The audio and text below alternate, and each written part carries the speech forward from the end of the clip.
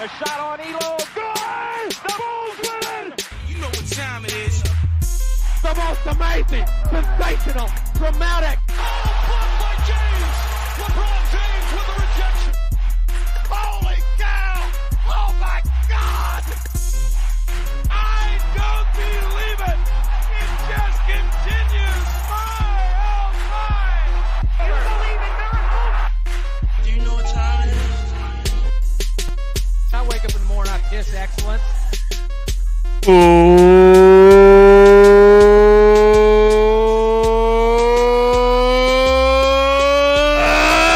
Welcome back into another episode of the Sports Hour. This is Mitch-Mo. And this is Dallen. Guys, welcome on in. It is a beautiful Tuesday evening. We are live on YouTube and on X, formerly Twitter. And we are on your podcast feed for episode 180 of the Sports Hour. Good to be here. A lot of football to talk about, Mitch. It's October. It's spooky season. Things are getting scary in the world of sports. I'm terrified about everything that's going on. You're terrified.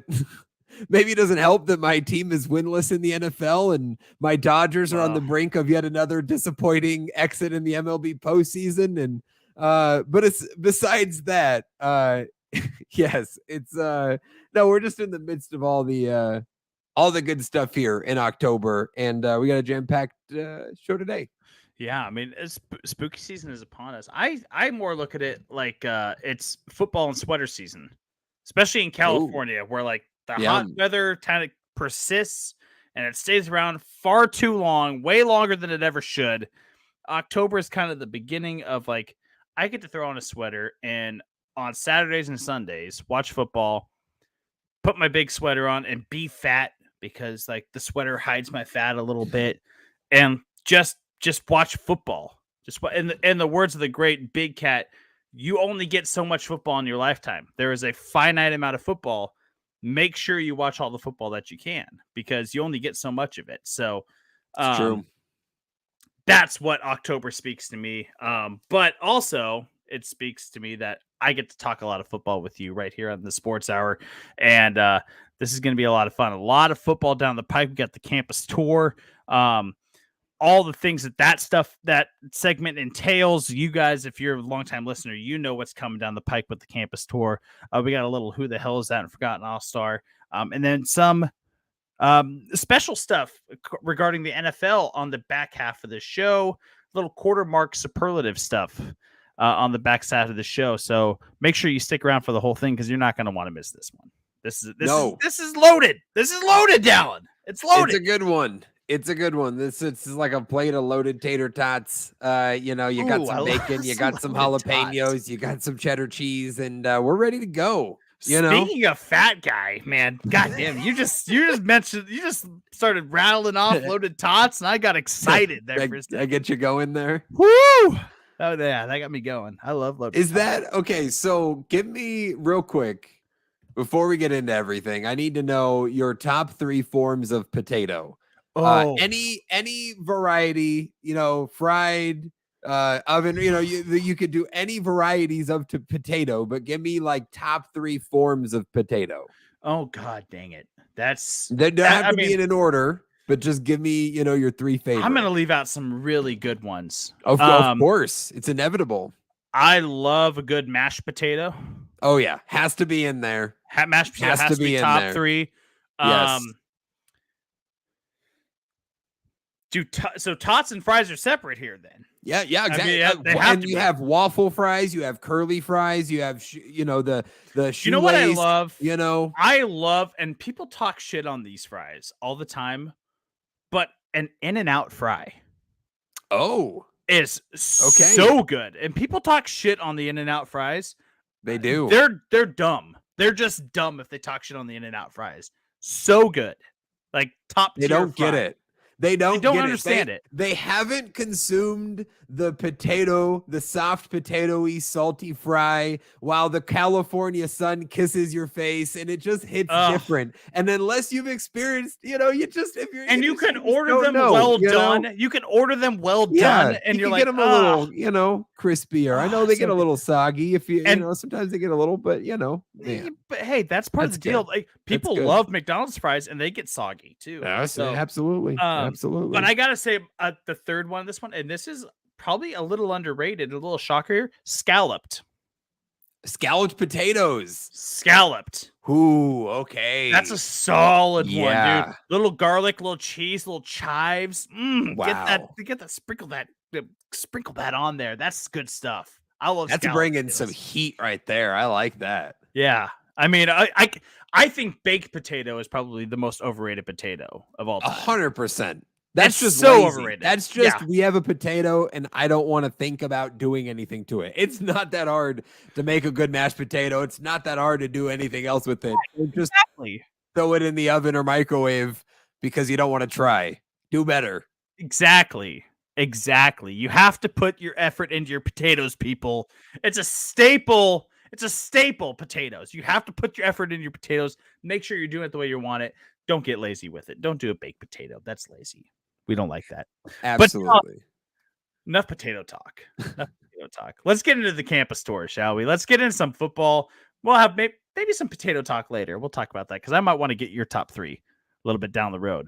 But let's get into some campus tour talk here. And Dallen, let's kick it off in the Pac-12, a little Week 6 recap because I'll tell you what, a pretty damn good slate of football that we had this last week. USC survives against Arizona. They get the job done 43-41 in triple overtime. Overtime. A tough win for the number 9 ranked Trojans over the unranked Wildcats.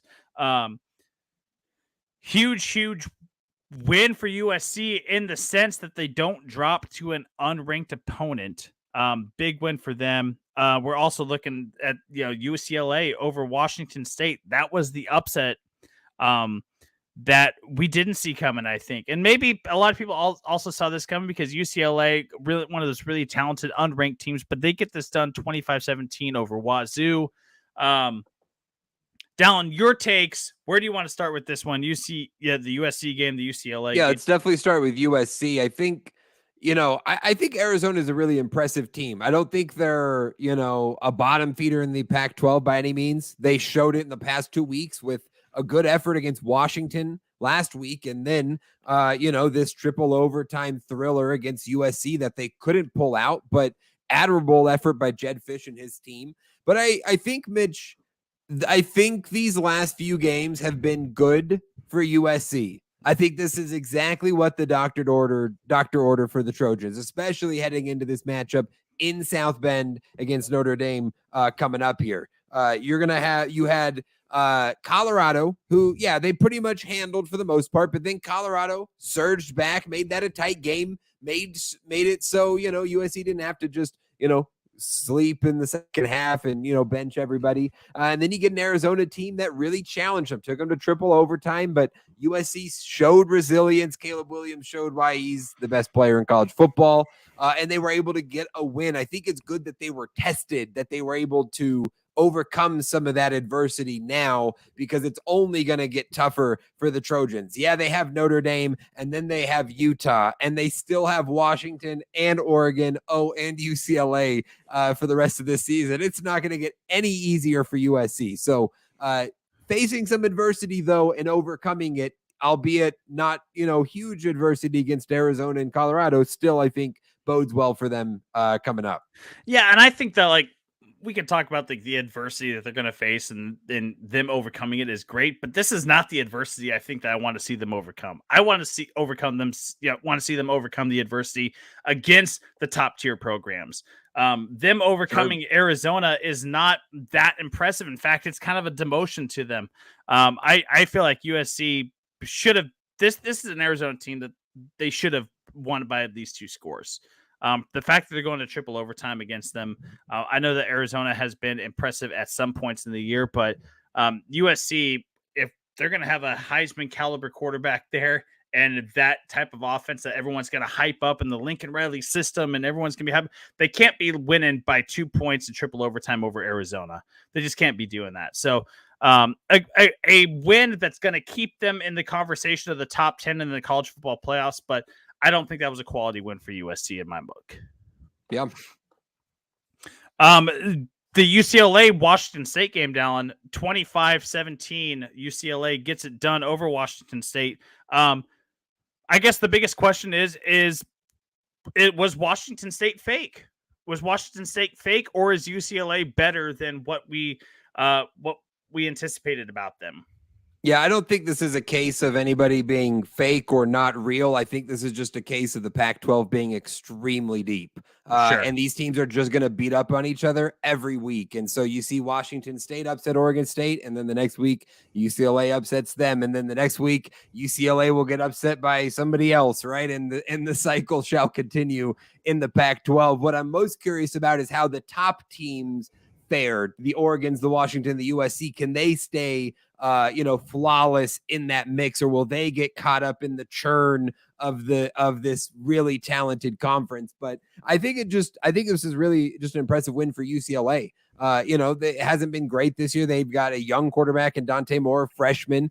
He had a really tough week against Utah a couple weeks ago. A great way for him to bounce back and this team to bounce back with a win against a really good Washington State team. So I think it just proves how good this conference is. And, we know what the top tier is, but this middle tier is very, very good. I think we talked about this on earlier podcasts before, like how the Pac-12 will just can't cannibalize itself because they have 5 or 6 pretty damn good programs and they just beat the hell out of each other. And then none of them makes the college football playoffs because they all split games against each other. But I think that you're correct in that this was just more of a fact of, Washington, there wasn't a weak link here. Both of them are really good teams. The Pac-12 is just so damn competitive. It's going to be hard to decipher out of those top 6 really Pac-12 teams, who is going to be the ones that are going to be the top competitors for a college football playoff by the end of the year. Yeah. SEC, Mitch, we have one game we want to highlight. Georgia, Kentucky is one of our picks from last week. Georgia's first test of the season against an undefeated ranked SEC team, and Georgia dominated the Wildcats 51-13. Carson Beck had a huge game. Brock Bowers with a huge game.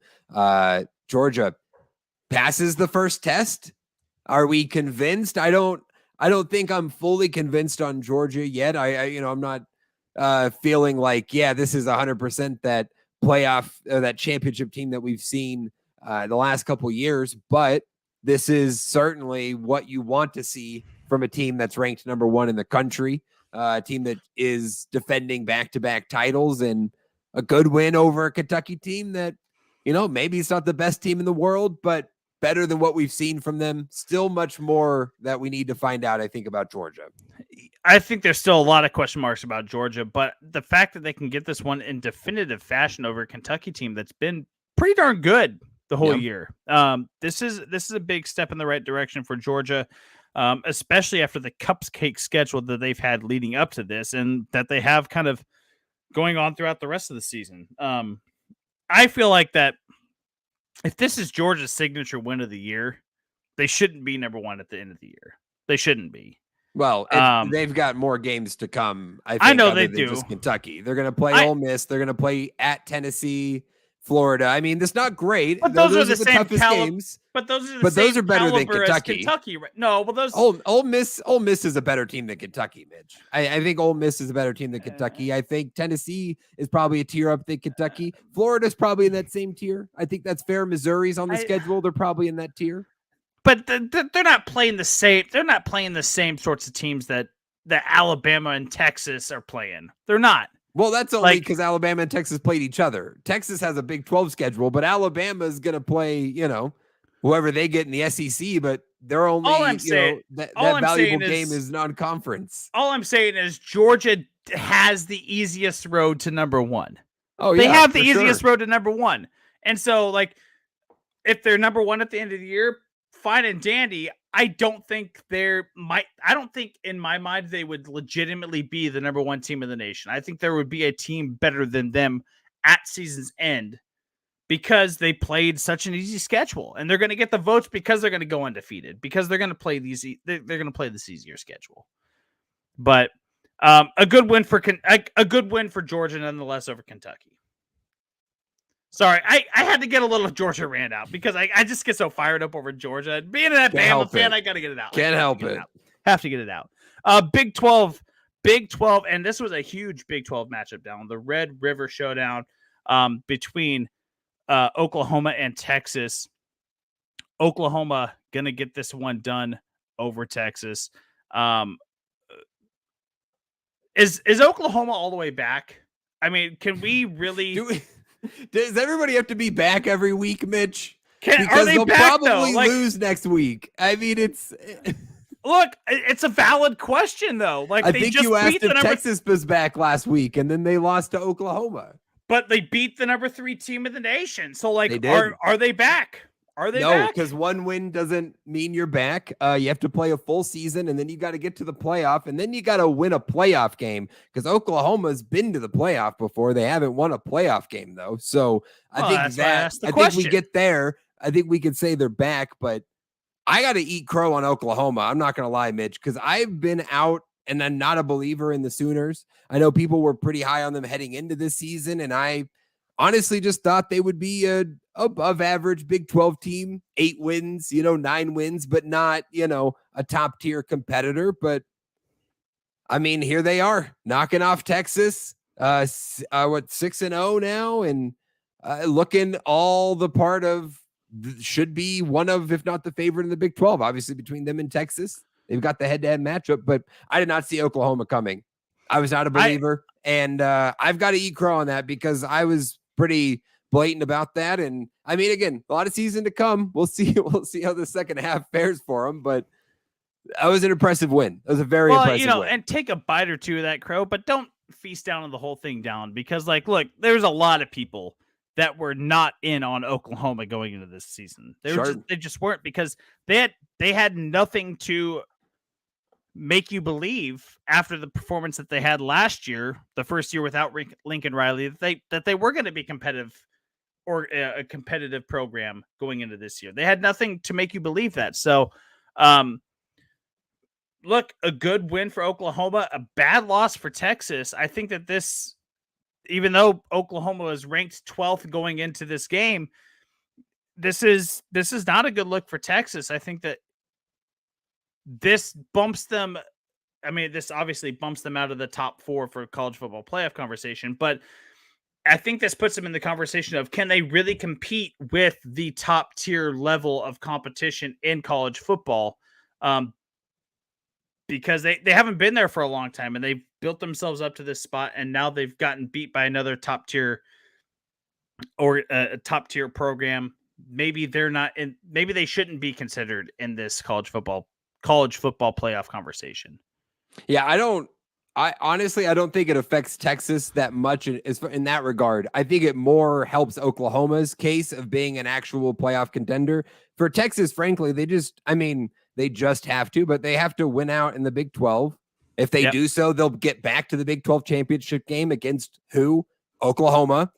And if you beat that team and you've gone 12-1 and your only loss is to an Oklahoma team that's probably ranked in the top 6 or 8, that was, probably undefeated or a one-loss team heading into that championship game, Texas is going to have a very good case to be a playoff team. So I don't think this hurts the Longhorns in that regard. If this compounds into another loss, if obviously this, derails their season, then yeah, we could talk about it. But this is not a bad loss. They lost by 4. It was a 1-score game. It was a very tight game. I don't think this does much for Texas other than mean they can't afford another loss, clearly. Another loss in conference play would for sure, I think, take them out of that playoff conversation. But the path is still there for them. They will have to win out, though. Sure, for sure. Yeah. Last game, Mitch, the ACC. One of the biggest upsets of the week, Louisville.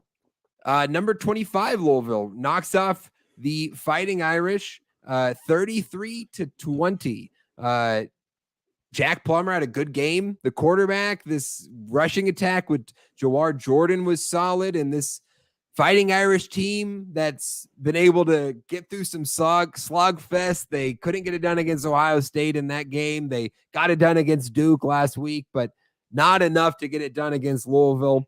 An impressive win for Louisville, Mitch. I want to get your thoughts on this game a little bit, and then I want to talk about Louisville in a broader conversation, but I just do want to give us a chance to just maybe discuss or have a chance for you to give any takeaways you had from this match. Yeah, I mean, I was a big Sam Hartman guy, and we just talked about this last week. I was a big Sam Hartman guy. This guy Sam didn't take care of the football this last week. 3 interceptions this last week. You know who did take care of the football, though? Jack Plummer. He took care of the football, and he let the rest of his offense eat. Jawar Jordan had an absolute monster game, 21 for 143 and 2 touchdowns. I think that I bought into the false narrative after Notre Dame's first big 3 wins of the year that this was Notre Dame was all the way back, and this is going to be a powerhouse top 5 team and a college football playoff contender. Now at 2 losses, this is where somebody should eat crow, Dallen, and I will eat the crow. I will eat the crow on Notre Dame. They're just not quite there. I think they have a lot of talent. I still think Sam Hartman is a talented quarterback. I think Audric Estime is one of the best running backs in the country. Oh, yeah. But as a team, they're top 25. They're not college football playoff contenders. Yeah. And I will let go of that argument and completely eat the crow on that one. I will let go of that argument for me. I think that's fair. And listen, Mitch, it's easy. But it's so hard in college. And one of the biggest difference between college and the NFL is in the NFL, it's obviously you have weaker teams, you have stronger teams. We know which teams are bigger and, better every year, but any week is a challenge to win in the NFL.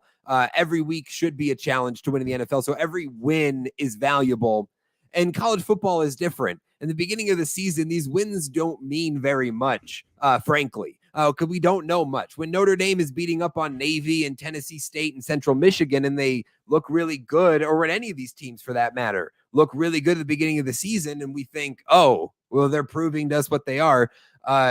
Once they get into that conference schedule, the meat of their schedule, once they get, really competitive teams week in and week out, that's when we really get to see who's legit, who's not, who's down for the battle, who is not. And this is sort of that time of the year, right? This week 6, week 7 time where we're starting to separate the wheat from the tares, as they say, and really get to see who the cream of the crop is in college football. Oh, absolutely. Absolutely. 100%. Yeah. Speaking of that, I do want to talk about Louisville here. I do want to talk about the Cardinals because I was thinking about this week. I was looking at the AP poll. I was kind of just reflecting on where we're at in the college football season. And I think there's nobody in this season that has a better case to be this year's most likely TCU, aka a team that comes from out of nowhere, seemingly at the Power 5 ranks to make a run for the college football playoff. There's no one that has a better case to be this year's TCU than Louisville. Louisville's 6-0 right now. We'll get to the AP poll in a second, but they're ranked number 14 right now. They're the lowest ranked undefeated team at the Power 5 level right now in the AP poll. So they're clearly, and they're behind some one-loss teams, Texas, Alabama, Ole Miss. Those are fair. But Ole Miss is just sitting on the outside right now. They're just kind of sitting back there, just kind of waiting, it seems like. Just kind of waiting for someone to slip, and they'll just sort of work their way up. And it feels very much like what TCU did last year. And as they continue to rack up wins in conference, and as teams continue to fall in conference play, TCU slowly made its way up and up and up the rankings until they were undefeated at the end of the season. And it was like, this is a playoff team. And the case for Louisville is this, Mitch. They just won their hardest game of the year. That was the toughest test all year, was number 10 Notre Dame. And they got that win. And from here on out, the schedule goes as follows. They got Pitt. They got at Pitt. They get a host Duke. Duke's a good team. You get them at home, though. host Virginia Tech, host Virginia. Those are both awful football teams. And then you're at Miami and home against Kentucky in the SEC to ramp up the season. There's 3 ranked games in there. There's 3, challenges, but not, no Florida State in the ACC, no North Carolina in the ACC for Louisville. So you get through this and you get to that ACC championship game and you win that thing. And we're talking about a 13-0 Louisville team that's going to be in the playoff. And I just think with the way the schedule plays out with them and considering they had an impressive win, a 33-20 win, by the way, not like we snuck it out in overtime win. They handled Notre Dame in that game. I think we should just start paying attention to Louisville. First-year head coach, by the way, Jeff Brom. First-year head coach, Sonny Dykes last year. There's some interesting parallels. That's all I'm saying. I'm just keeping an eye on Louisville. Completely fair. I do want to look at their 3 ranked games though. So it was Miami. So they have home against Duke. That's in 2 weeks. Duke and then Miami and then Miami and then home against Kentucky. And again, the other 3 games are Pitt, Virginia Tech, and those 3 teams are not good. So yeah, those 3 teams Duke, that we're talking about. Miami, Kentucky, they can compete with Duke. They could beat Miami. Oh yeah. And they can beat Kentucky. So we're talking about what, an 11-1 team, maybe 12-0 team going into this. They're 6-0 right now. So that's not out of the realm of possibility, Dallen. I like where your head's at. I like where your head's at with this one.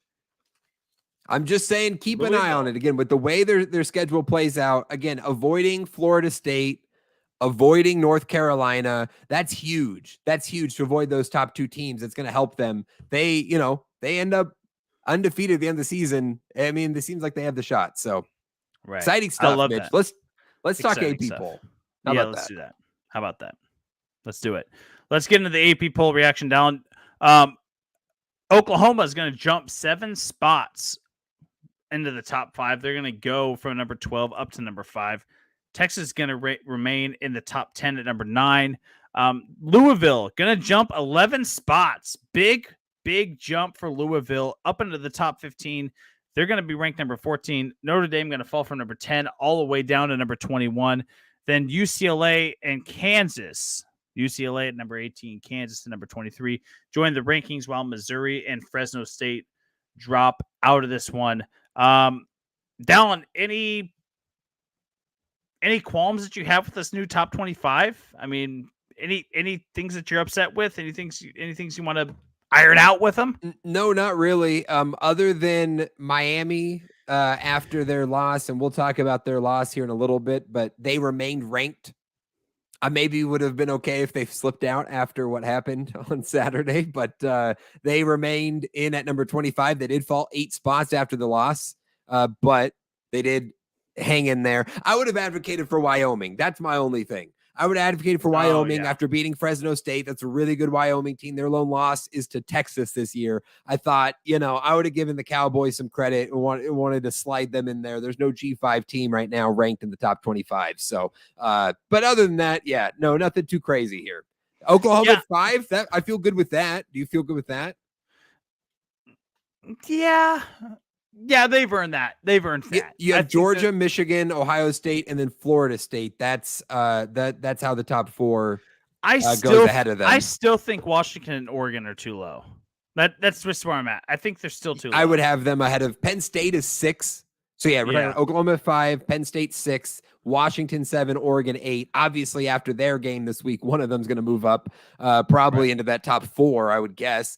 But I would have them over Penn State. Maybe over Oklahoma too. Yeah. I also think, and call me a homer, I think Alabama's too low. Yeah. I think Alabama should be over USC. Yeah, I disagree with that. USC is undefeated. And I think they should, and I understand why Texas, and at 5-1 is in the top 10 because their lone loss came to top 5 teams. So I guess that's fine, but yeah, I get it though. I get it. Yeah. Well, that's where we're at. That's where we're at. That MVP of the week, Dallen. MVP of the week. Let's move on. Dallen, you and I actually have the same offensive MVP of the week here with Ontario Brown out of Northern Illinois University after a 55-14 win over Arkansas.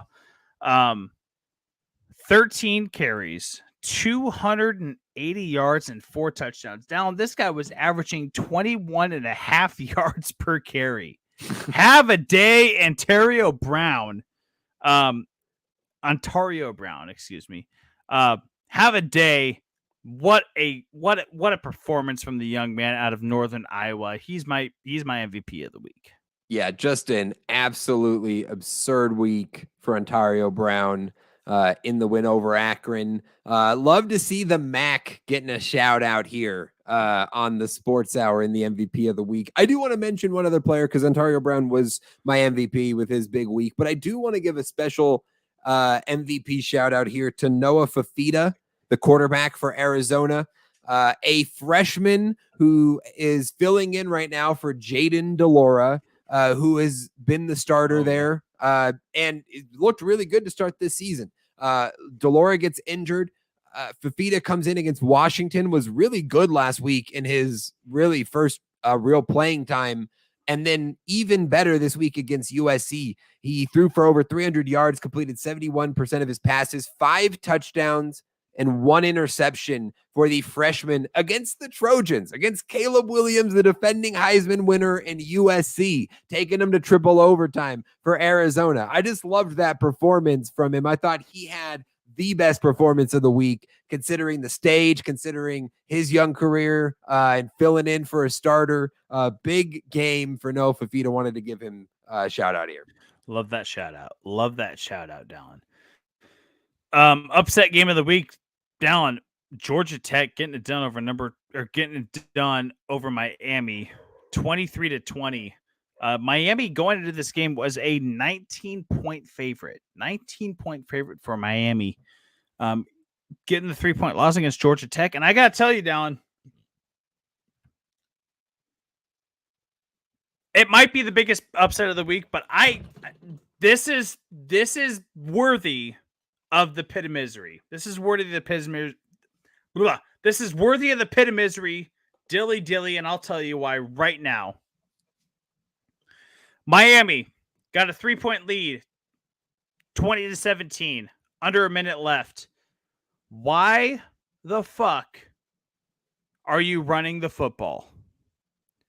Georgia Tech doesn't have any timeouts left. Why the fuck are you running the football? Why? Why are you running the football? Kneel it out. Game done. It's over. Why are you kneeling out the football? You could be an undefeated team right now.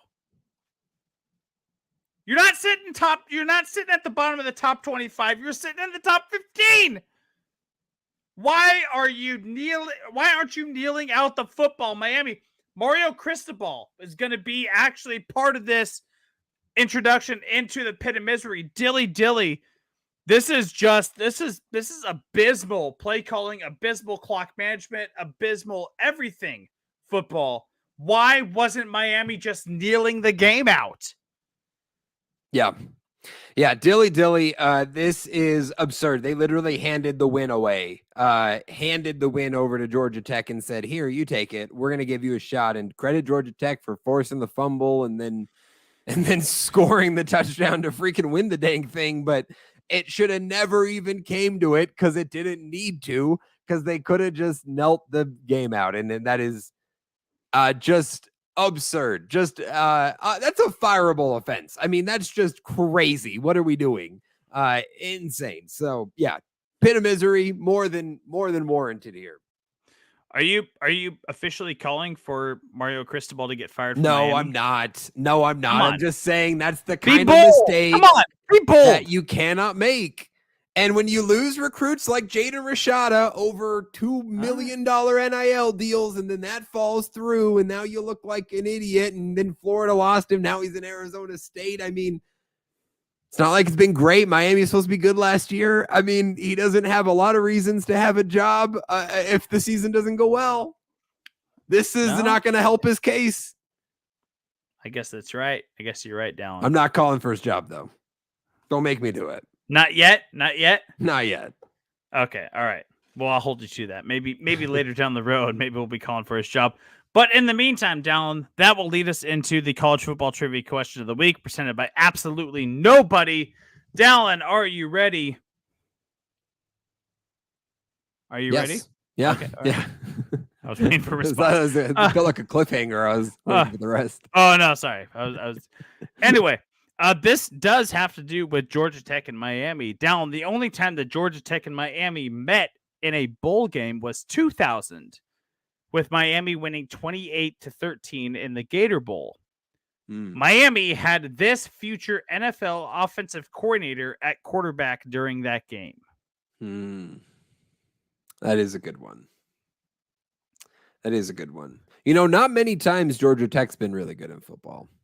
No, they haven't had. They're one of those college football programs that has a deep history of success, but 20s, 30s, 40s, yeah, like 100 years ago. But in anybody's conceivable, lifetime, Georgia Tech hasn't really done much. But I believe we are looking for Buffalo Bills offensive coordinator Ken Dorsey. We are looking for offensive coordinator Ken Dorsey. That is the answer, Dallen. Well done. Let's go. Well done. Feels good to get a win in these. I haven't got many of the trivia questions of the week right. So hey, I love it. Way to go, buddy. Way to go. Way to go. Nice. Heisman watch, Dallen. Let's get into this Heisman watch, shall we? Yeah. So we started this last week. We will be updating our rankings, and for those who weren't around last year, every week on the Sports Hour through the end of the season, we'll be giving you our top 5 rankings in the Heisman. Mitch and I agree on this list beforehand. So last week, to recap you, these were the rankings. Starting at the top, number 1, Caleb Williams, 2, Michael Penix, 3, Bo Nix, 4, Dylan Gabriel, and 5, Quinn Ewers. And now as we head into week 7, as we wrapped up week 6 of college football, these are our Heisman rankings. Starting at the top, we have again number 1, Caleb Williams. Number 2 also stays the same with Michael Penix Jr. A new number 3 with Dylan Gabriel, the quarterback out of Oklahoma. Number 4, Bo Nix, the Oregon quarterback. And number 5, new to the rankings, Jaden Daniels, the quarterback from LSU. So Quinn Ewers falls out after the loss in the Red River rivalry. Dylan Gabriel gets a little bump up because of that. Moves up to number 3 from 4. And Jaden Daniels, I think deservedly so, moves into this rankings. Feel good about these? I really do. And we talked about this before the show, but I feel like Caleb Williams and Michael Penix are pretty, you could swap the two for me, and I'd feel comfortable with this. I really love what Michael Penix has been doing with Washington. He's just been so efficient. And he's been careful with the football. He hasn't been turning it over. The guy's he has been your dream quarterback. And I feel almost sacrilegious saying this about a left-handed quarterback, but he has been your prototype quarterback. This guy just takes care of the football. He's extremely efficient when he passes it. And you know what? This is what you look for in an NFL-ready quarterback and a Heisman quarterback. So Michael Penix, for me, could be number 1, could be number 2, because Caleb Williams has absolutely had the numbers. And then from 3 down to 5, we do have to give the shout out to Jaden Daniels. I mean, he has just played exceptionally well in an LSU program that's it's been really up and down. Not really sure where that program sits, if they're ready to win now or not. But he seems to keep them afloat. So I do have to give the shout out there to Jalen Daniels, number 5. Oh, yeah, for sure. And I think Dylan Gabriel, I'm glad we included him last week. And I mentioned this, not a guy that was on my radar before I started just compiling, the quarterbacks that we should be looking at. And he immediately popped, and I realized we got to include this guy. Glad we did, because he proved to us in that game why he should be in consideration. I think deservedly number 3 in this case now.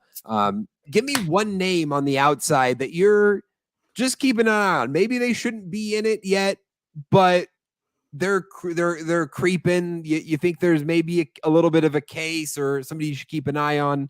Anybody stick out right now? I mean, I still think we have to keep an eye on Shadur Sanders.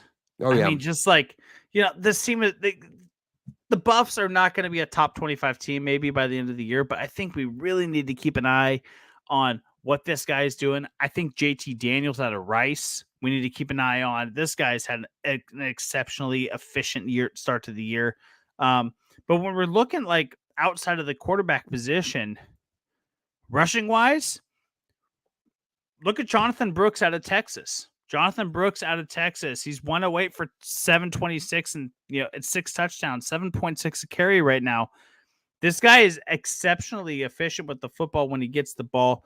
I think that there's multiple guys on defense. Jonah Ellis, a guy that you mentioned just a couple weeks ago, someone to keep an eye on.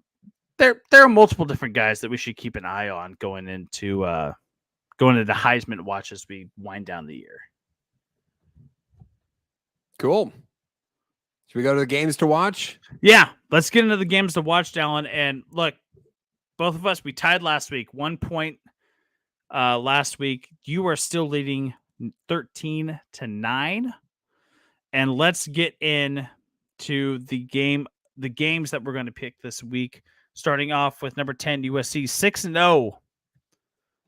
Number 10, USC, they're going to head over to number 21, Notre Dame, 5-2. Notre Dame right now favored as the home, their home favorites at -2.5. Dallen, why don't you go ahead and kick us off with these picks? Oh, you're going to give me the pick here first. Yeah, I am. You don't want to make this one, huh? Is that what this is? Nope, I don't. All righty, Mitch. I thought about this earlier. I looked at these games. I feel like I may regret doing this, but I am taking the Trojans, and this is my lock for the week. I am locking the Trojans to win this game in an upset in South Bend because on one hand, and I mentioned this, that I'm just not a big believer in Notre Dame as a top tier contender. Again, top 25 team. Yeah, really good team. Absolutely. But if USC is going to be a playoff contender, they've got to win this game. This is one of the biggest games for them this year, especially on the road in South Bend. Good test, good resume builder. Got to get this done, and I think the Trojans will do it. They will falter in Pac-12 play, but they will not falter against Notre Dame. So I'm locking this one. Yeah, I like USC as well. I'm not going to lock this game, though. I'm not going to lock this game. I think it's just a scary lock. It's a scary lock. I don't like locking USC at 2.5. But I think that USC will pull this one out when it's all said and done. There you go. Next up, Mitch, SEC matchup. 4-2 Texas A&M headed to Neyland Stadium to take on number 19 Tennessee. The Vols 4-1 on the season. They're favored at home -3.5. Do I have to give you the honors now, or do I get a? No, you can give me the honors. You can give me the honors if you want. I don't want to. I'd rather just. Well, take it. I don't want to get over it. I'm just taking Tennessee in this one. Okay. I think Texas A&M has shown some fight. They haven't been, a bottom tier team. I'm not a big believer in Jimbo Fisher and what that program is. Do you think Tennessee is going to be competitive in the SEC? Not at the level of Georgia, not at the level of probably Alabama in the top tier, but in that next tier for sure. So give me the Vols. Okay. I'm going to take Texas A&M. Okay. I'm going to lock it. Oh. I'm going to lock Texas A&M at +3.5. I think they get this upset done. Tennessee is good. I think Texas A&M is better. And they're one of the best unranked teams right now in the country. And I think Texas A&M gets themselves in that conversation of the top 25 this week. They get this done over Tennessee. I like Texas A&M in a lock over this one.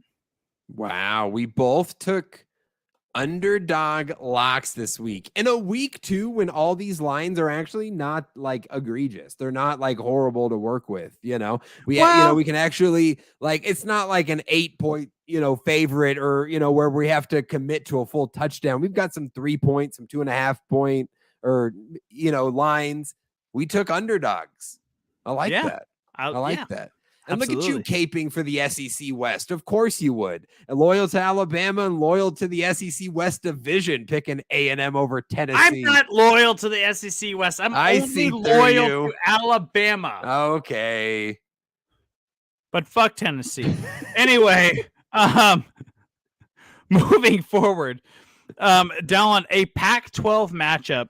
Number 8 Oregon's 5-0 against number 7 Washington 5-0. Undefeated matchup. Someone's walking away with a loss in this one, or where Washington right now favored at 3 points. This might be the toughest game to pick. Oh, yeah. This might be the toughest game to pick all week long. I'm going to go with Oregon. Oregon. I'm a big believer in the Ducks. I think that they've got a real special thing going on over there.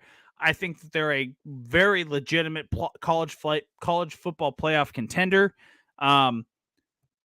They've got the offense to get it done. Washington, I think, might get stymied just a little bit by that Oregon defense. So I'm going to go with the Washington offense basically over the Washington offense in this one. Give me the Ducks. Okay, Mitch rolling with Oregon. This is game of the week in college football, a top 10 matchup. I mean, this is big time right here up in the Northwest. Washington at home. And listen, Mitch, I picked the Huskies in our college football preview to not only win the Pac-12, but to go to the college football playoff.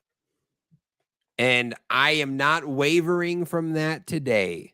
Give me Washington in this game. Huskies get it done at home. This would have been my lock if I wasn't going to go with USC. I would have locked Washington at 3 points. That would have been a good lock. That would have been a really good lock. Because the line, I just felt like a field goal win. Yeah, I could do that. You know, anything more like 4 points, I was going to feel like, I don't know, too much. It's a pretty line. It's a pretty line to take. Essentially, right? Because when you're Washington, the home team, usually, you give them 3 points. So, it's basically neutral site pick 'em. So yeah, it's that'll be a great one. That'll be a really good one. Oh yeah. Mitch, ACC matchup, ranked matchup, number 25 Miami coming off the embarrassing loss to Georgia Tech. They're taking on Drake May and the Tar Heels. Number 12 North Carolina, undefeated North Carolina, taking on Miami, and the Tar Heels favored -3.5 at home in this one. I am not a believer in this Miami team. I wasn't before the debacle against the Yellow Jackets of Georgia Tech, but certainly not afterwards. And I do think UNC is a very good team in the ACC this year. So give me North Carolina, get this done at home. I think North Carolina's a very good team. I think they're a top 20 team. I also think the same thing about Miami. Miami's got to get another win to stay in that top 25, stay in the top 20 conversation. Give me Miami to get this one done over UNC. They have to get a loss somewhere, and I think they get it done against a very competitive Miami Hurricanes team. I like Miami in this matchup. I like it. Let's finish this up with another Pac-12 matchup down. The Pac-12, so competitive, and we have another big matchup here. Number 18 UCLA matching up against number 15 Oregon State. Oregon State right now favored at -4.5. I'm a big believer in Oregon State. I have been that since the beginning of the year, since the preseason. I will remain a big believer in Oregon State. Give me the Beavs in this one over the Bruins. I love this matchup for Oregon State. Another big win to just further push themselves into the top 10 of college football. Yeah, I will take Oregon State as well. UCLA obviously with the impressive win over Wazoo. Oregon State also had an impressive win over Wazoo. Oregon State lost to Wazoo. This is like the love triangle in the Pac-12. You beat them, and then they beat us, and then we beat you, and then exactly. There the cycle goes. But this Oregon State team is good. They had a good win against Utah. One of the best defense in the Pac-12, I believe. I'll go with the Beavs. I love it. Love We had quite a it. few different picks this week. Obviously, the USC and the Oregon States were the same, but every other game a little different. Different picks. I like it. I love it. Down. I mean, look, I gotta make some points up against you, man. I gotta make some points up against you because I forgot how to pick college football games. You've been kicking my ass the entire year. Now I have to make up some points up here. I'm 4 down. It's time to make some moves. Dallen, before we get into the mid roll, we got some brain joggers, I guess, if you will, before we get into the mid roll and the NFL recap, and we're gonna play some games here. Let's start off with a little bit of who the hell is that? For those of you that are new to the podcast, let me just give you a little recap of what's going on here. I'm going to give Dallen the career path of a former athlete. And he's going to have to tell me who that former athlete is. Now, if he guesses that former athlete, I give him 3 other clues to help him get there. But that is how this game works. Dallen, are you ready for a little bit of who the hell is that? I think so. Let's do it. All right, let's start with the career path, Dallen. This former NFL player. His career path is Chicago, Philadelphia, Miami, New Orleans. Chicago, Philadelphia, Miami, New Orleans.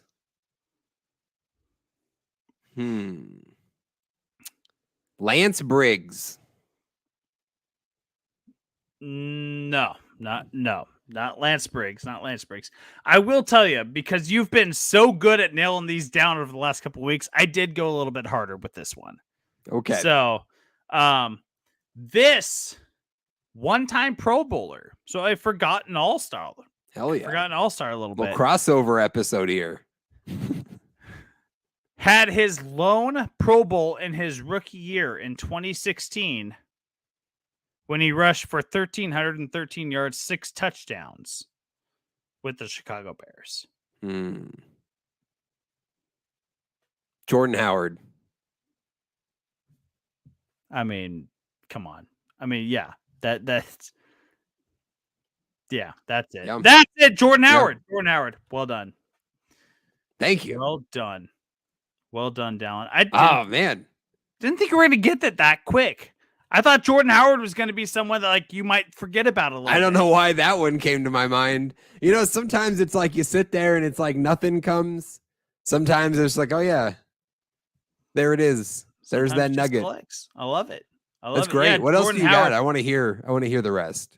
Okay, so I was going to go with he had back-to-back 1,000 rushing yard seasons in his career, but that became in his first 2 years in the NFL. Man.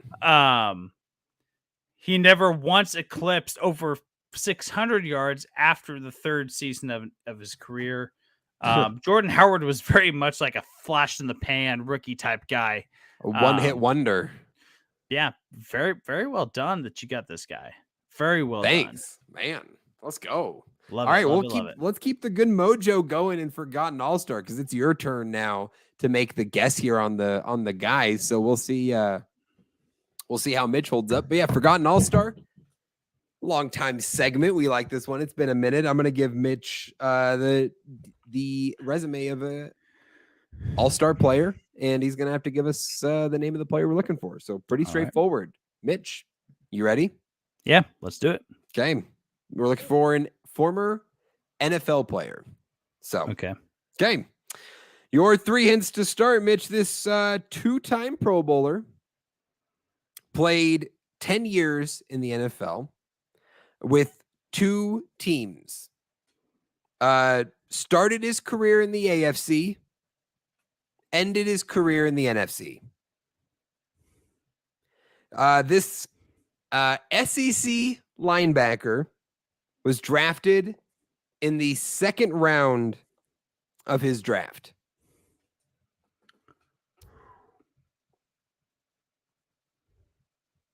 Oh boy.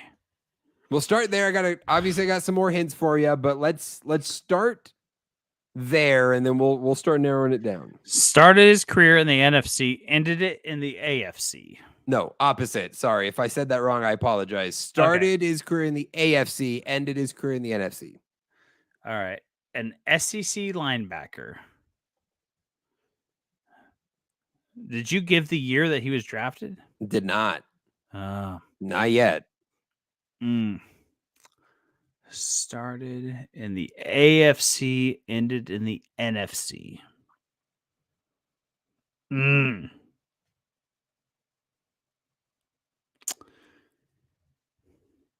This is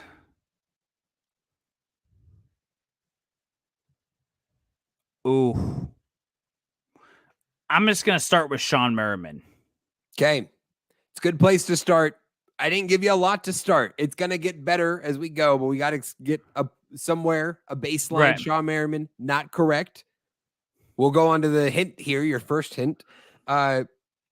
This player, his best season came as a rookie in 2006, where he won Defensive Rookie of the Year. 2006 Rookie of the Year.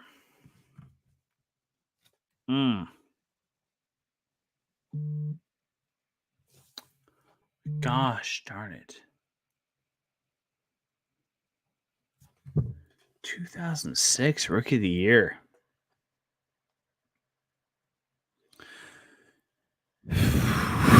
Oh, this is a tough one, Dallen. Started in the AFC, ended in the NFC. Mm-hmm.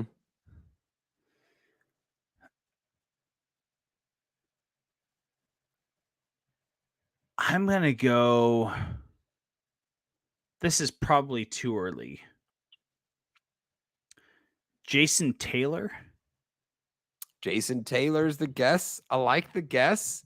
It's not correct, but I like the guess. We got one more guess for Mitch, and therefore one more hint. And I think this is probably the best hint that you'll get. And that is that this player is currently a coach in the National Football League. Okay. Yeah, that did it. Damn, I should have gotten this one earlier. Sorry. Is this D'Amico Ryans? It is. D'Amico Ryans is who we're looking for. Yeah, two-time Pro Bowler. Started his career with the Houston Texans, played 6 years with the Texans, finished his career with the Philadelphia Eagles. Yeah. 4 seasons in Philly. Defensive Rookie of the Year as a rookie, 156 combined tackles, 3.5 sacks, an interception. It was arguably his best year. It was a 2-time Pro Bowler. Both of those came in Houston. And short 10-year career, not a super long career. And man, when it flashed at the beginning, those first 3 or 4 seasons are incredible. And then, just kind of faded out. Obviously now he's head coach of those Houston Texans and doing a fantastic job over there. We love D'Amico Ryans, but there you go. Well done. D'Amico Ryans, the most handsome man in the NFL by far. I mean, over Jimmy G. Oh yeah. Over Travis Kelce now. I'm a big D'Amico Ryans guy. That guy is just so much more handsome than anyone else in the NFL by far. I love it. Well, there you go. That's Forgotten All-Star. And that's, in fact, that's going to do it for the first half of the podcast here. We're going to take a break and hit the mid-roll. When we come back, we'll get into our quarter mark superlatives, take a look at the first 5 weeks of the NFL season and give you an idea of what we know, maybe what we don't know, what stuck out to us. And then, as always, wrapping it up with our quick picks at the end of the show. So stick around and we'll be right back.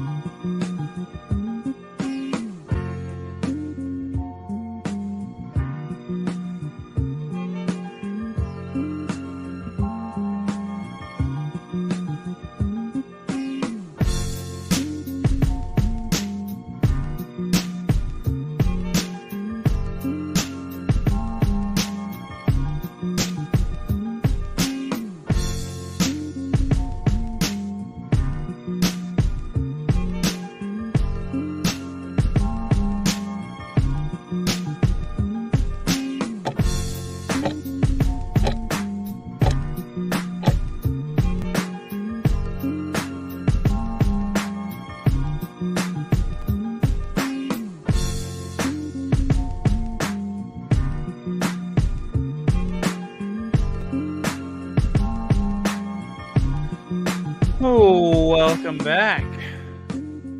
Welcome back after that smooth jazz from DOPE. Love that contribution down. Great mixing over there. Let's get in, Dallen, to a little NFL recap. And we're going to do this a little bit differently this week because it is the quarter mark of the season. It is the 1 quarter mark. We have to start talking about some NFL MVP considerations. Maybe who's the biggest surprise? Who's a disappointment? We got some different superlatives that we're going to be talking about going in to the first quarter of the NFL season. And Dallen, I would like to kick it off with our quarter mark MVP. Who's the guy that who do we think is there as far as MVP goes in the NFL through the first quarter mark of the season? Do I get to go first? Yeah, you get to go first. Sorry. I didn't mean to lead you up. I don't know if I want to go first. I can go first. Honestly, I think this was the toughest a little superlative for me to decide on. For sure. As great as a lot of players have been in this NFL season, as interesting as it's been, I don't feel like through 5 weeks we have a clear, definitive, this guy's the MVP. This guy is doing it, and I feel like from most years we do at least have 1 or 2 names where it's like, yeah, it's got to be one of these guys. I feel like this year, not so much. Nobody super clearly stands out, but if I have to give it to somebody, and I do think that he has a pretty strong case for it, I think I would give it to the quarterback, Tua Tagovailoa of the Miami Dolphins. That is my MVP pick for our quarter superlatives. I think you have a strong case for that. I mean, this is the most explosive offense in all of football, right? I mean, they have the 70-point performance over the Broncos. Tua is just he's got all the weapons at his disposal, right? I mean, this guy's he's living the life as an NFL quarterback. He finally has the protection around him. He's got all the weapons at his disposal. He's got 2 or 3 running backs that can hand the ball off, and they are complete burners. That's not who I'm giving the MVP to, though. I'm giving it to one Brock Purdy. Wow. Okay. Brock Purdy is going to be my MVP through the quarter of the year. Look, 9 touchdowns, 0 interceptions. The guy is still 10-0 as a starter at the NFL level. We look at his quarterback rating. This guy was started less than half the year last year. He was still 3rd in offensive rookie of the year voting. This guy has continued to build upon the resume that he had at the end of the year last year. And it's just unmatched. I mean, he is the best he is the quarterback on the best team in the NFL right now. And he is passing and keeping the ball safe at a prolific rate. I have to give this to Brock Purdy. Have to. Yeah. I think he has a fair argument. If you look at most advanced metrics and stats, I think it's pretty clear that Brock Purdy and Tua are the top 2 quarterbacks in the league so far this season.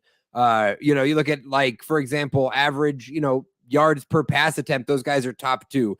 Purdy doesn't have quite the volume. Tua leads the league in passing yards, 1,600. Brock Purdy's 8th with 1,200, but he's thrown 30 less passes. Obviously doesn't need to. Both these guys at around 72% completion percentage right now. Tua's got 11 touchdowns to 5 picks. Brock Purdy, 9 touchdowns, as you said, to 0 picks.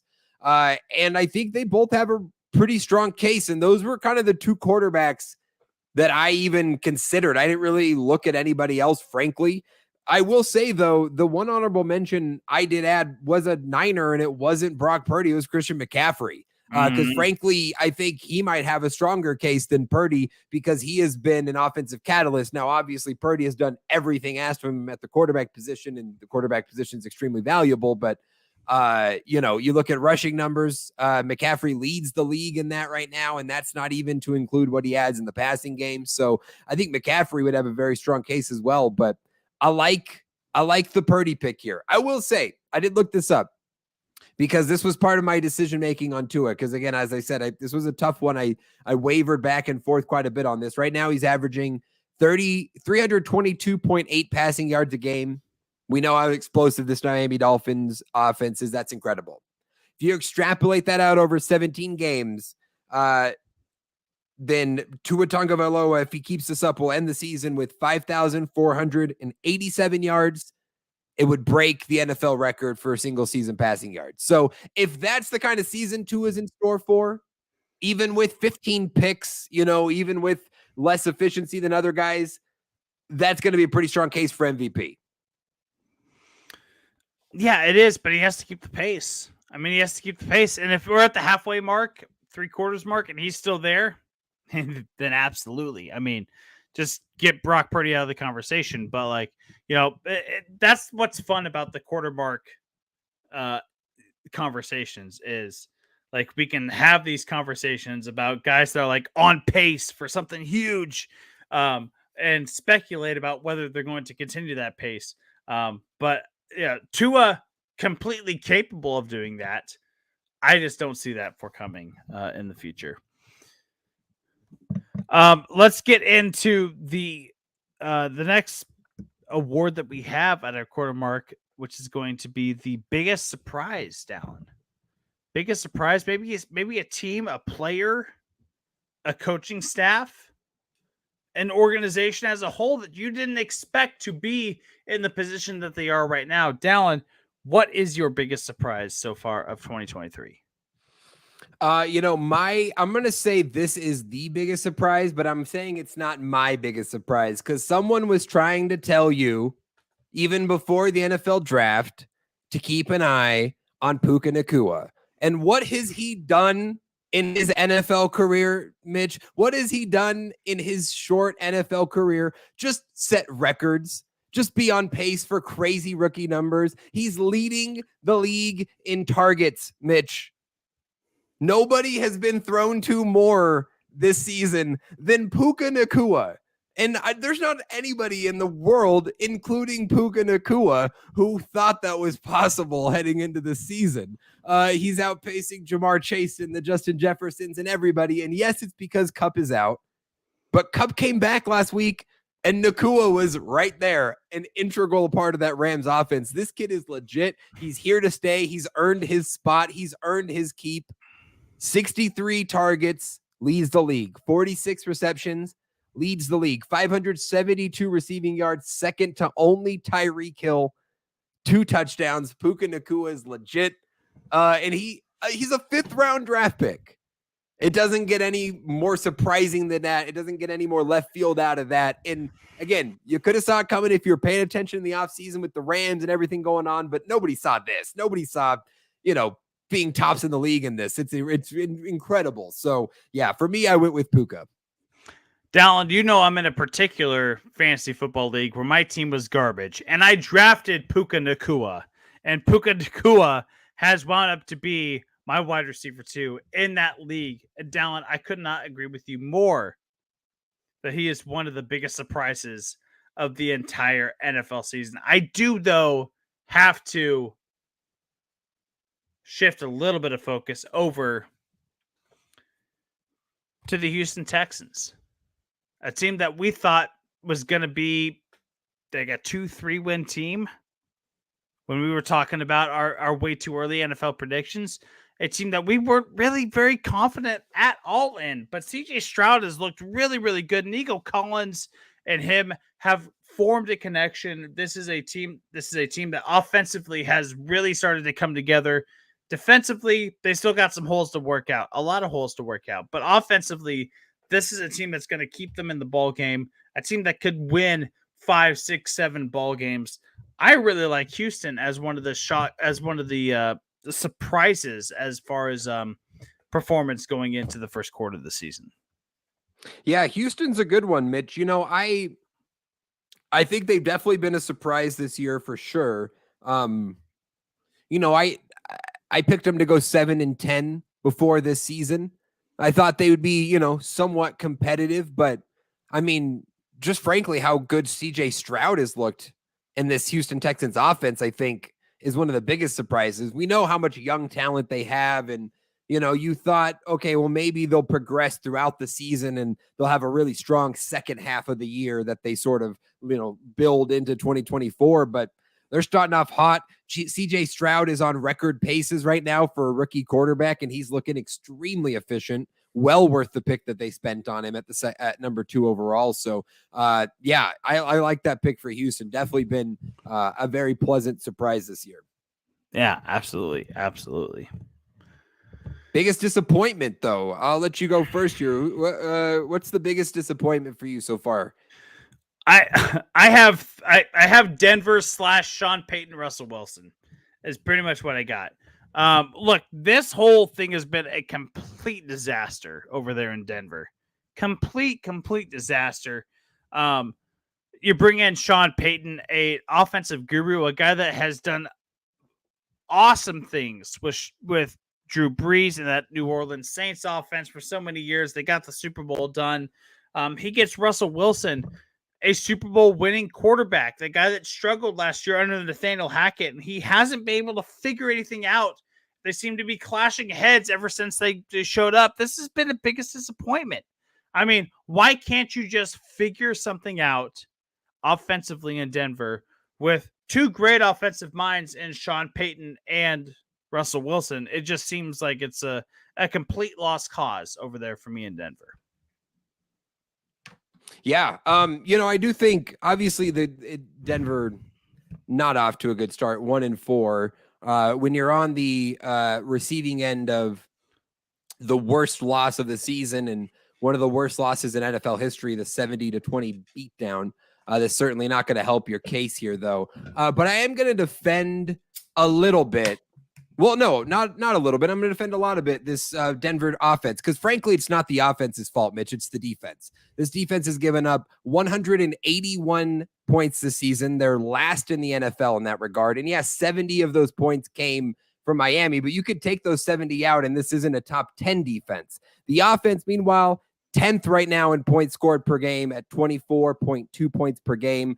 Russell Wilson's actually having a pretty nice season statistically. He's doing pretty good, all things considered. But this defense has been a massive disappointment, and they have execution problems up the wazoo. And, Sean Payton wanted to talk all offseason about how bad of a job Nathaniel Hackett did as a head coach. And, this is one of the worst coaching jobs in history. Well, his team looks more undisciplined than anybody's, right? They have as many issues as anybody else has. So I agree with you, and a disappointment in just that you thought Sean Payton would bring a stability to this team, and it looks as dysfunctional as it did last year. Yeah, I mean, there's no change in what Sean Payton brought to the table. There's no change whatsoever. No matter how much he tried to get Russ out of the parking lot with his own special parking spot, there's none of that changed. None of that changed. There's still a lot to be solved in Denver. That's for sure. When we talk about the biggest question mark, though, Dallen, because that's going to be. I've got a disappointment. I still haven't. Oh, do you have a disappointment? Okay, go ahead. My biggest disappointment. I'll just go quick here. It's the Cincinnati Bengals. 2-3. I mean, the record's not like horrible. They're not 0-5, obviously, but this is this should be a Super Bowl contending team. This was my pick for the Super Bowl before the season. I went all in on Cincinnati. And they just frankly haven't looked good. Again, 2-3. They've got to win over the Rams 19-16. That was a fully defensive win. The Cincinnati Bengals defense was just harassing the Rams in that game. And then they beat the Cardinals last week. And those are the 2 wins on the season. Got blown out by Tennessee, blown out by Cleveland, lost a close one to Baltimore. Joe Burrow is not healthy, and that hasn't helped. T. Higgins can't catch a pass, and now he's not healthy.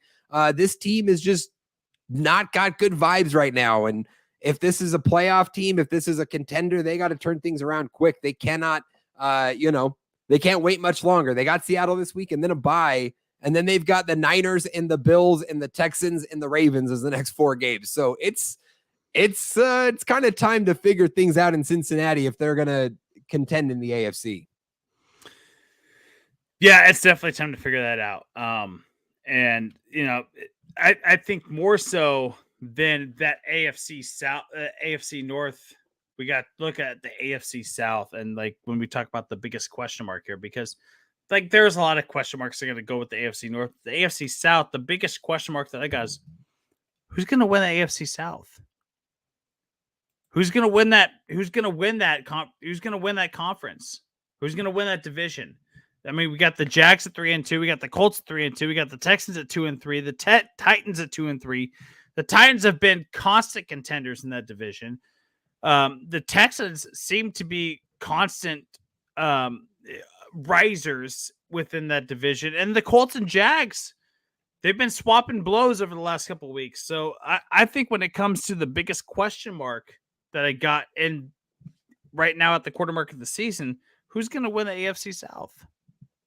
Yeah, I agree. In fact, that's exactly what I put down was the AFC South. I think that's the biggest question mark right now because, frankly, I think any four of these teams could win the division, and I wouldn't be surprised at this point in the season. And I don't think, with two rookie quarterbacks and as good as Jacksonville looked last year and the what we feel like is the imminent decline of the Titans and Ryan Tannehill and Derrick Henry, I didn't think we would be so wide open.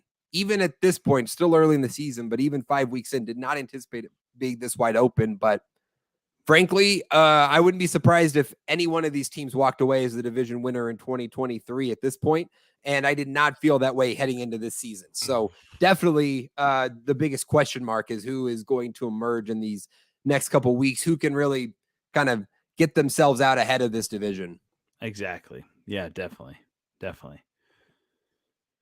Best team in the league. Do we have much debate here, Dallen?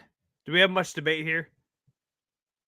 I mean, I think there's a question. Sure. Okay. I mean, I got San Francisco down as this one. Okay. I got San Francisco. I mean, just the complete. They're just the most well-rounded team in all of football. They're the most complete team in football. Defensively, offensively. When you're looking at Brock Purdy, one of the guys that we just talked about as one of our MVPs for the quarterback of the season, as possibly your weakest link in your offense, and you're not even talking about your defense having a weakest link, yeah, you're sitting in a pretty good position. So I'm looking at the San Francisco 49ers right now as our best team through the quarter.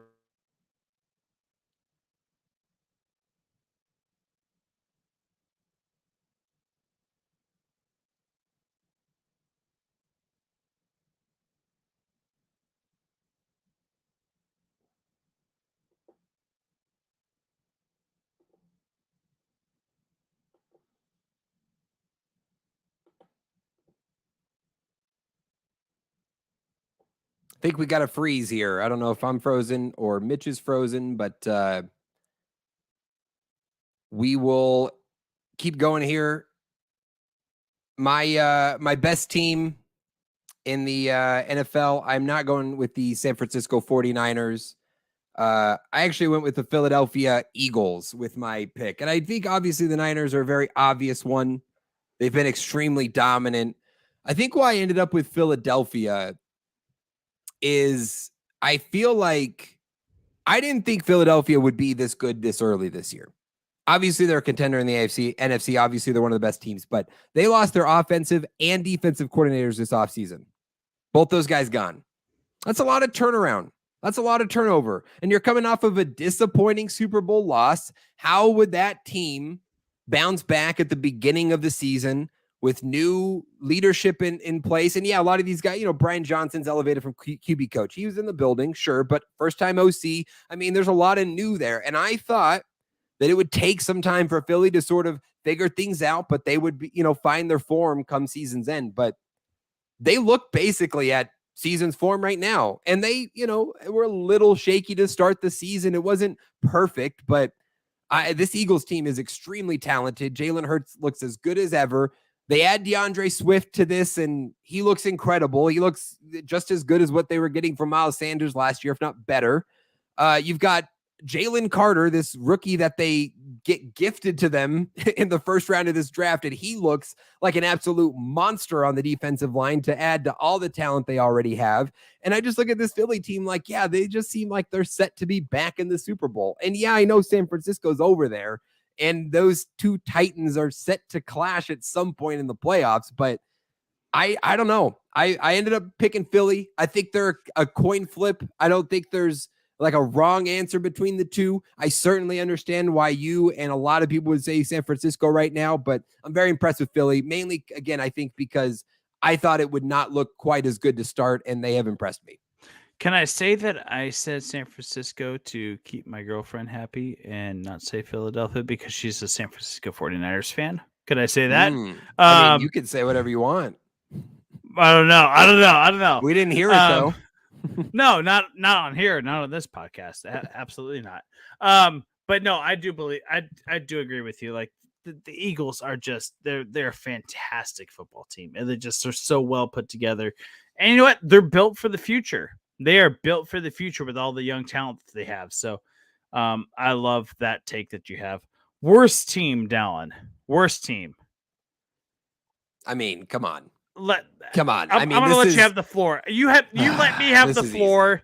You let me have the floor a couple weeks ago. I'm going to let you have the floor now. I'm not even mad, Mitch. I'm not. And I see so many fans, Carolina Panthers fans, that are out here just losing their goddamn minds over the fact that this team is bad. And I'm sitting here like, we have a first-year staff with one of the worst offensive rosters in the league, a rookie quarterback. We've got half our offensive line injured already. Our quarterback has nobody to throw to, and we're shocked that we suck. What are we doing? We don't. This Carolina is not a franchise that can complain when we're bad. All right. If Green Bay wins 5 games this year and Packers fans want to gripe about what it's like to lose, I get it. You guys aren't used to it. This is new to you. Understandable. Panthers fans, we've had 2 win seasons. We've had really bad seasons. Now, we've also been to 2 Super Bowls, and then that gives people a false idea that we should be this contending franchise that we are just not, and certainly not at this point in the rebuild. I don't know what the gripe is. We're 0-5. We suck. I wish we weren't 0-5. We could have certainly won some of these games, and I think that's what's frustrating for fans is that, we have chances in some of these, and we're just not doing it. But this is a bad team, and we were supposed to be a bad team. I'm not going to be so shocked. Now, I am disappointed. Absolutely. I'm hurt. I wish I had pride in my team right now. I don't have very much of it, but I'm not shocked. Yeah, the Panthers are the worst team in the league, Mitch. I mean, I'm glad you had honesty. I'm glad you had honesty there. Because I had to have it a couple weeks ago. So I appreciate the honesty. And you know what? I'm not going to agree with you, though. I'm not going to agree with you. I'm going to go with the New England Patriots. Wow. Thank you. I'm going to go with the New England Patriots. I mean, this team is 55 points through the first 5 weeks of the season while giving up 131. Wow. They're 1-4. I know they're not 0-5, but they're 1-4. And you know what? I have a lot of faith in Bryce Young. Have a lot of faith in Bryce Young because, like, me being an Alabama guy, of course, roll Tide. Sure. I have to have my faith in my guy, but like he's had some good performances, even in the losses. Like, there is hope there. I don't know if there's a whole lot of hope in New England right now. There's just not a whole lot of hope. Their biggest hope is to find the new Bill Belichick, and Bill Belichick is still there, and he's just tearing him down. He's just tearing him down. Retire, Bill. Bill, it's over. It's over. Call it quits. It's like watching a dog suffer and not just pulling the bullet in the head. You have to get it. You have to just call it now, Bill. It's done. It's over. There's no more dynasty to run. Tom is gone. Mac is not the answer. You have to end it now. The Patriots are the worst team right now in the NFL, and it's not even close for me. I think that they are I appreciate that. I feel like they're a much worse team than the Carolina Panthers because the Panthers at least have some upside to them. I think there's an argument there. I think that's fair to say. 55 points is not good. Panthers have scored 98. So, I'm just saying. We've almost doubled their points. Worst offense in the NFL, at least. That's definitely sure. Mitch, the last one here, made the leap. The idea behind this, it could be a player, it could be a team. I guess it could be anything, but somebody or something that is just clearly made the leap this season. I'd like to go first here. This was inspired by a player who I mentioned in our week 1 reactions. I watched him in that Thursday night game against the Chiefs, and he just flashed off of the screen. And you just saw, wow, Aiden Hutchinson is here this year. Oh, wow. Aiden Hutchinson has brought his game to another level this year. It was very obvious from game 1 in that Chiefs game when it was like, oh, we got to double this guy every play. We got to, where is Aiden? Where's 97 on this play? We got to figure out where he's at and stop him. Hutchinson's a dude. He is clearly a dude. And listen, he was the number 2 pick in the draft. He should be a dude. He's in year 2. This should be the timeline, but you love to see it. I mean, you love to see him develop that way. He had a very strong close to his rookie season. He has 4.5 sacks to start this year, 4 passes deflected. He's got an interception, 8 QB hits. He's been fantastic. He is clearly one of those guys that the offense looks at when they're doing their prep the week before, and they say 97. That's a guy we got to account for at all times. What's the game plan against 97? What 2 guys are responsible for him? Like, he is one of those guys now, and I think it's great. So, yeah, Aiden Hutchinson. You know what? I love that, and I'm going to go along the same veins and just go the entire Detroit Lions team. There you go. Look, this is a team, if you're San Francisco, if you're Philadelphia, and you're getting into that NFC title game, I don't want to see Detroit. I don't want to see them because right now they're dangerous. They're dangerous. And this Detroit team has finally caught in their stride. God bless the Detroit Lions. God bless Dan Campbell. I mean, they had just completely figured this thing out. I love this organization. I think that even though they're in the same division as the Bears, I love to see the Lions succeed right now. I love this Lions team. They're so much fun to watch. They give me something to root for. Dallen. Yeah, the Lions have been great. A great story. And, where last year it felt like at times what they were doing was just a little gimmicky, was just a little like catching people off guard more than it was like we're just a better team. This year, that is not the case. This year, you watch them and it's like, yeah, no, that's just a better football team across the board. That's a great offense. That's a much improved defense. It's a front 4. It's a front 7 that you have to worry about now, that you have to contend with. And that's what you need to be a competitor in this league. And yeah, the Lions have clearly taken a step to, this is a legitimate NFL playoff contender team. And they're going to be in the mix. And now, are they going to be a top contender? Are we going to be putting them in conversations with San Francisco and Philly at the end of the season? We'll see. They'll still have to prove that, I think, to us, but certainly one of the best stories of this season so far. Yes, absolutely. Absolutely. Down. That is going to wrap up our quarter season NFL superlatives, and that's going to take us right into the quick picks. And look, another close week for us. Dallen, you wound up 8-6. I wound up 9-5 right now as the total season record. I am sitting at 47-31. You were sitting at 45-33. It can't get much closer right now, Dallen. I mean, we have just been close week in and week out. And right now, through 5 weeks, we only have a 2-game difference. And that could change in a jiffy. in a jiffy really, really quick. Yeah, neck and neck. We'll see if no one's made like a big swing yet. No one's had a week where it's like 3 or 4 point swing in the picks. We've stayed pretty close and pretty consistent. So we'll see if someone can separate. Yes, absolutely. And Dallen, let's get off. Not get off. Let's kick off this week with Thursday Night Football. Denver.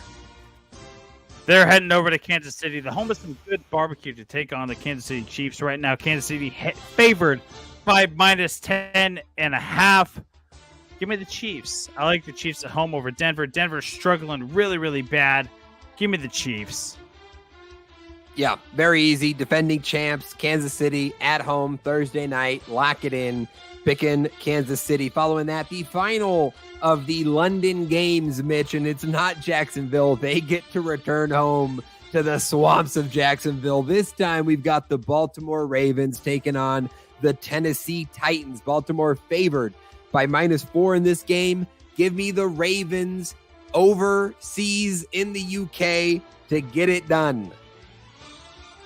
Yeah, I love the Ravens in this one. It's not even close. Tennessee is so bad right now. I mean, just tons of question marks, tons of holes. I love Baltimore in this one in London town. Following that down, the normal Monday morning or Sunday morning slate. Carolina, they're going to be leaving the state of South Carolina to head over to Miami to take on the Miami Dolphins. Miami right now favorite at -13.5. Give me the Dolphins. Dolphins over Carolina. I know I would love to take your boys and tell them keep pounding, but it's just not going to happen this week. Miami's tough. Give me the Dolphins. Yeah, I'll be grateful if we make this thing look at least competitive for 3 quarters. I will be happy with that. Give me Miami in this one. Following that, Mitch, a nice southern matchup, Texas and Louisiana right next door. We got the New Orleans Saints headed to Houston to take on the Texans.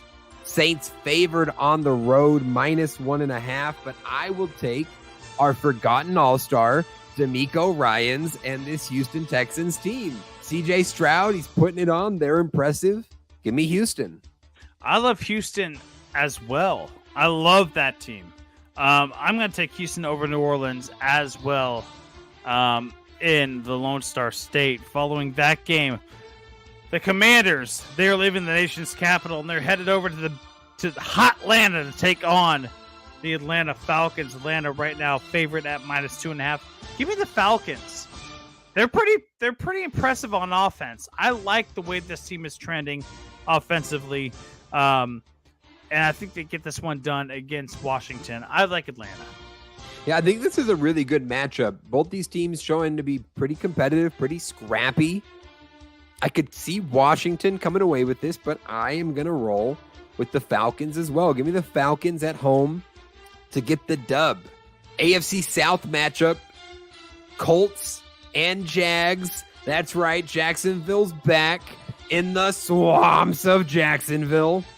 Favored by 4 in this game. Give me Trevor Lawrence. Give me Travis Etienne. Give me the Jags. Jags all the way over Indianapolis. I think this might be one of the easier picks that I've taken because I'm not super impressed with Indianapolis. I like Jacksonville in this one, -4.5. Give me the Jags. Following that game, we have Seattle, the Seahawks. They're leaving the Emerald City and head over to the home of some Skyline Chili, Cincinnati, to take on the Cincinnati Bengals. Cincinnati favored right now at -3.5. Give me the Bengals in this one. The season turnaround begins. I think it starts now. Give me the Bengals over the Seahawks. Yeah, Bengals desperately need a win. Cannot fall to 2-4 before the bye week.